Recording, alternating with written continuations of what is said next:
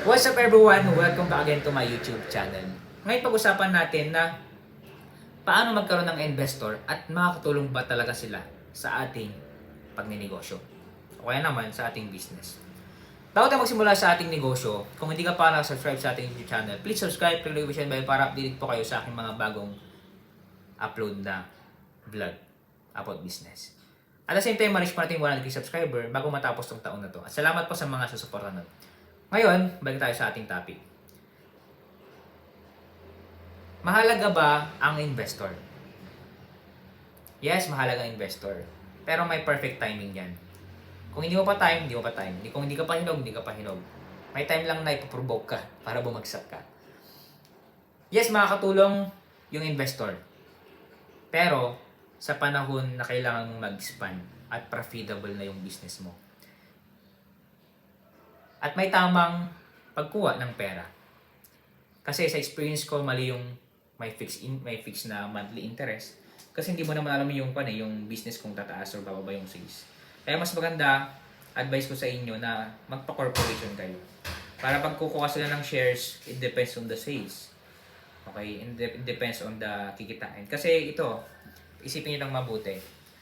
Hindi natin alam yung mangyayari bukas. Na pwedeng bukas bumagsak yung negosyo, o di bagsak ka. At the same time, hindi natin alam kung buhay pa tayo bukas. Diba? Mas maganda na adjustable yung business natin. Mas maganda na ang hindi natin sa mga investor, kung ilan yung sales, kung ano yung net profit, doon natin kikita. O kaya naman, after 10 years, doon lang tayo mag-withdraw ng profit natin. Mahirap mag-negosyo. Kaya kung tutusin, kahit na 7 years bago kang kuha ng investor, pwede rin naman. O kaya pag pumutok ng negosyo mo, huwag tayong magmadali. Hintayin natin yung perfect timing ng Panginoon. Kasi baka hindi pa tayo hinog. Ako, inaamin ko, hindi pa ako hinog that time. Kaya bumagsak yung negosyo kong Taraji, yung company ko. Millions of debt akong nalugi and everything. Kaya nagkagulugo yung buhay ko because of that. Kaya may tamang pagkuha ng pera. Huwag tayong magmadali. Kung bata ka pa, ibaba muna natin yung pride natin. Kainin muna natin. Lunukin muna natin yung pride natin. Hintayin natin yung perfect timing. Kung maaga tayo naging successful, stay humble. Okay? O kaya magtago tayo. Huwag natin ipakita yung mga nangyayari sa buhay natin. O kaya yung parang, huwag natin ipakita sa kanila yung mga plano natin. Hayaan natin na ang success ang makakita sa kanila. O kaya, makita nila yung success natin. Lagi tayong magpakumbaba kasi hindi natin alam yung buhay. Hindi natin alam yung bukas. Baka bukas, bumagsak tayo. Kahiyain lang tayo. Kaya huwag natin kalimutan ng Diyos sa buhay natin. Lagi tayong magpakumbaba, tahimik.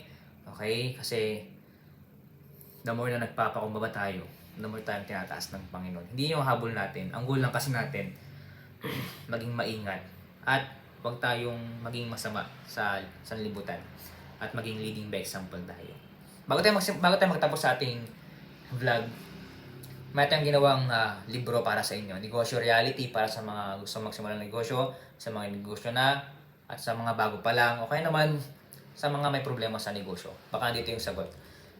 Medyo mahal lang tong libro na to, pero dito yung malaman kung bakit mahal tong libro na to. Click nyo lang po yung Facebook page link namin sa description kung gusto nyo pong bumili o mag-order ng libro po namin. At the same time, pag-usapan natin kung paano i-deliver agad yung order nyo po na libro. Salamat sa panonood. Sana naging blessing sa inyo to.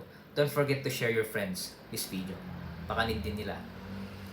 See you in my next vlog. God bless. Bye-bye.